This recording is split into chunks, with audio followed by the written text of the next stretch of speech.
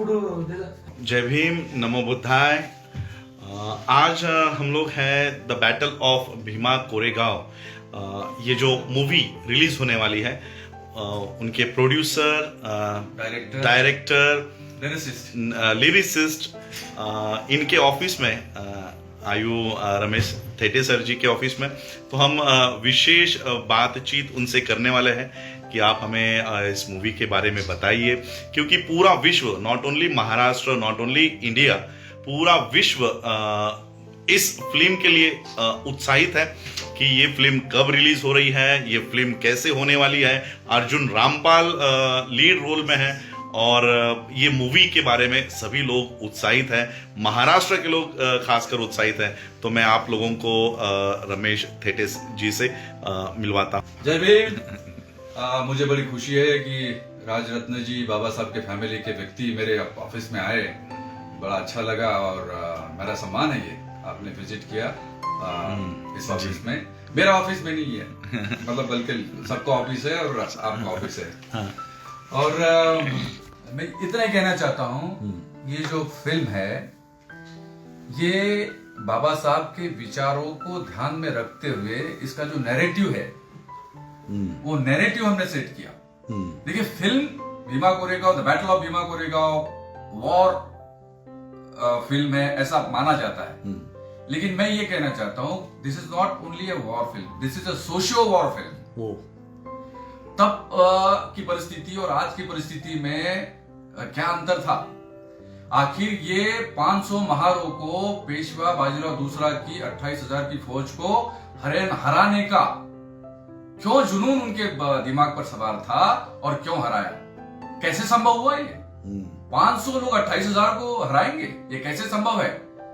इसके लिए तत्कालीन परिस्थिति कारणीभूत थी। इसका जो कारण था वो एक दिन का कारण नहीं था। एक दिन में ये लड़ाई जो हुई थी, एक दिन की हुई जरूर है, लेकिन इसके पीछे की कहानी बहुत बड़ी लंबी है। और बल्कि ये दो सेनाओं के बीच की लड़ाई नहीं थी, दो संस्कृतियों के बीच की लड़ाई थी। एक समानता और दूसरी असमानता। तो दोनों जो लड़ाई हुई, समानता वाले जीते, असमानता वाले हारे। और यही इस फिल्म की खासियत है। आप देखेंगे और आपको मजा आएगा। कभी आपको लगेगा कि ये क्या हो रहा है, और कभी लगेगा इसको काट डालूं। कभी आपके रोंगटे खड़े हो जाएंगे, कभी आपके आंखों में आंसू आ जाएंगे, लेकिन आप इस फिल्म को इतना एंजॉय करेंगे, इतना आपको अच्छा लगेगा ये मेरी फिल्म है और ये वाकई इस समाज की फिल्म है, ये आपकी फिल्म है, ये मेरी फिल्म नहीं है, आपकी फिल्म है जी।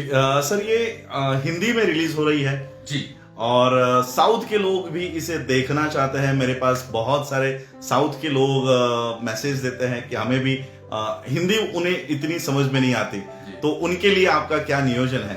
मेरा नियोजन ये है कि कर्नाटका से बहुत मुझे फोन आए, ईमेल्स आए, मैसेजेस आए कि साहब इसको कन्नड़ में आप डब करो। और मैंने ऑलरेडी निर्णय लिया है, ये कन्नड़ में, तेलुगु में और तमिल में भी डब करके इसको रिलीज किया जाएगा। बहुत बढ़िया, बहुत बढ़िया। और इसे ओवरसीज में भी आपका लेके जाने का प्लान है? जी, वर्ल्ड वाइड इसको रिलीज करेंगे।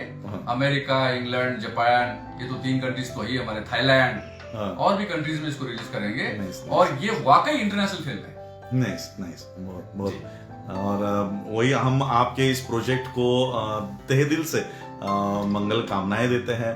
और सिर्फ भीमा कोरेगांव का ही नहीं, हमारी सर से बात हो रही थी, तो the battle of Bhima Koregaon ये सिर्फ आखिरी प्रोजेक्ट नहीं है, बल्कि ये पहला प्रोजेक्ट है और यहाँ से प्रोजेक्ट शुरू होते जाने वाले हैं। और सर की जो थीम है बाबा साहब के विचारों को इस माध्यम से लोगों के सामने लेकर आने की, मैं सर से पूछूंगा कि आप वो लोगों को बताइए और लोग इससे कैसे जुड़ सके। क्योंकि ये जो इंडस्ट्री है, फिल्म इंडस्ट्री, आप सभी लोग जानते हो, ये बॉलीवुड, आज हम लोग जो ये बैटल ऑफ भीमा कोरेगांव देख रहे हैं, ये बॉलीवुड की फिल्म है। तो हम बॉलीवुड के प्लेटफॉर्म पे अब कदम रख रहे हैं, तो आगे चलकर हम किस तरह से इसको इन्वॉल्व हो सकते हैं, एक सोसाइटी कैसे इन्वॉल्व हो सकती है, और बाबा साहब के आगे आप कैसे विचार लेकर आने वाले हैं? सबसे पहली बात तो ये है कि बाबा साहब का विचार अगर क्वालिटी के साथ में जाएगा जी, तो इसका महत्व और बढ़ जाता है। अब तक की ये जो फील्ड है बॉलीवुड में, हमारे समाज के लोग आए होंगे जरूर, लेकिन बाबा साहब की विचार को इतनी तवज्जो देके इतने बड़े पैमाने पे अभी तक के बात किसी ने की नहीं है। ये पहला विषय है, और भीमा कोरेगांव जैसा विषय है तो इसको वो तवज्जो और इम्पोर्टेंस मिलनी चाहिए। ये ध्यान में रखते हुए इस फिल्म को बनाया जा रहा है। आगे भी जो करेंगे वो इसी तरह का होगा। लेकिन जैसे राजरत्न जी ने बात कही है और वो बोला उन्होंने कि समाज इसमें कैसे इन्वॉल्व होगा जी। समाज की फिल्म है तो समाज को इन्वॉल्व होना पड़ेगा, लेकिन समाज को भी दिशा मिलनी चाहिए।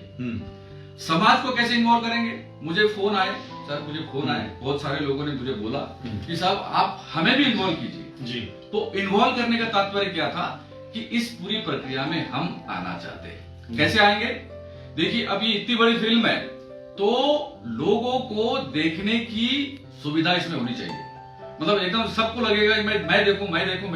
थिएटर्स कम है, लोग ज्यादा है, तो फिर उनको देखने को कैसे मिलेगा? तो यहाँ हमारे लोगों की भूमिका है। मैं सोशल डिस्ट्रीब्यूटर्स नियुक्त करना चाहता हूँ। हमारे समाज के जो करता धरता लोग हैं, कार्यकर्ता है, एक्टिविस्ट है, उद्यमी है, हमारे संगठन है, विभिन्न संगठन है, इन सारे लोगों को इन्वॉल्व करके उनको सोशल डिस्ट्रीब्यूटर नियुक्त करके इनके माध्यम से सारे लोगों तक इस फिल्म को घर घर तक पहुंचाने का लक्ष्य हमने रखा है।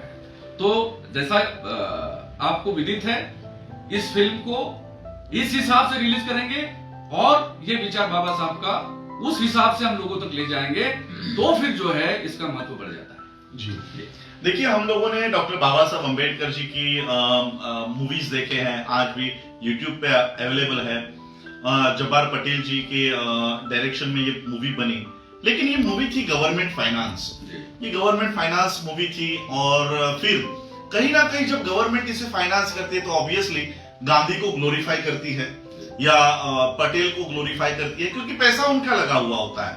और फिर वो कहीं ना कहीं बाबा साहब के विचारों को दबाने का काम करता है, क्योंकि जो पैसा देगा उसी की बात चलेगी। तो आज ये हम ऐसा एक प्लेटफॉर्म देख रहे हैं जहां पर पैसा भी अंबेडकरवादियों का है, पैसा भी अंबेडकराइट्स लोगों का है, पैसा भी पूरा पैसा सर ने लगाया है, और बात भी बाबा साहब की रखी हुई है। कहीं पर काट छाट नहीं किया है कि ये मुद्दा ब्राह्मणवाद के खिलाफ जा रहा है तो उसे दबा कर रखना है, ये मुद्दे को आगे नहीं लेकर जा सकते, क्योंकि यहाँ पर फाइनेंस हमारे हाथ में है। फाइनेंस जो करता है, जिसकी लाठी होती है उसी की भैंस होती है। तो यहाँ पर लाठी तैयार करने का काम सर ने किया है। और उनसे जब बात हम कर रहे थे तो उन्होंने कहा है कि कई सारे प्रोमोज अभी उन्होंने रिलीज नहीं किए हैं। जब ये प्रोमोज जब ये फिल्म रिलीज होने के कगार पर होगी, जब ये प्रोमोज आएंगे, तब शायद देखिए, अभी भी कुछ लोगों की थ्रेट्स है, कुछ लोग इसको बंद करवाना चाहते हैं। तो अभी तो शुरुआत है, मैं तो कहूंगा कि अभी तो शुरुआत है। अभी आगे और प्रमोज जब आएंगे तो मुझे आप बताइए कि जब आर्थिक सोर्स, फाइनेंशियल सोर्स अगर हमारे हाथ में हो तो बॉलीवुड ये एक बहुत बड़ी इंडस्ट्री है, तो इसमें कितना फ्री हैंड हमको मिलता है? ये पूरा फ्री हैंड है, वो तो हम डिसाइड करते हैं जी। किस तरह की फ्रेम होना चाहिए, स्क्रिप्ट में क्या होना चाहिए, क्या नहीं होना चाहिए, हमें कोई डिक्टेट नहीं करता जी, क्योंकि हम मालिक है इसके जी, अम्बेडकरवादी मालिक है इसके। और मैं जो कुछ हूँ या आप जो कुछ भी है, बाबा साहब की देन है जी। तो बाबा साहब के विचार को यदि हमको आगे ले जाना है, और हमारा पैसा है, हमारे समाज का पैसा है, इसमें मेरे साथ और भी लोग हैं जिनका पैसा लगा है, छोटे छोटे किसान हैं जी, 3000 किसानों का पैसा लगा है इसमें, मेरे साथ मेरा भी है, उनका भी है, सबने मिलकर ये किया है। तो जब हमारा पैसा है, हमारे समाज का पैसा है, तो बाबा साहब ने जो कहा वही आएगा जी। जो भीमा कोरेगांव असल में हुआ था, उसके पीछे की जो परिस्थितियां थी, वो सारी की सारी परिस्थितियां इसमें आपको देखने को मिलेगी, और फिर लगेगा आपको कि ये हमारा काम है जी जी। तो यही हम आपको रूबरू करना चाहते थे कि the battle of Bhima Koregaon अब रिलीज होने वाला है। सर ने उसकी शूटिंग पूरी की है, क्लाइमैक्स भी नजदीक है जी। तो ये जो मूवी है, ये समाज के लिए एक बेंचमार्क होगा।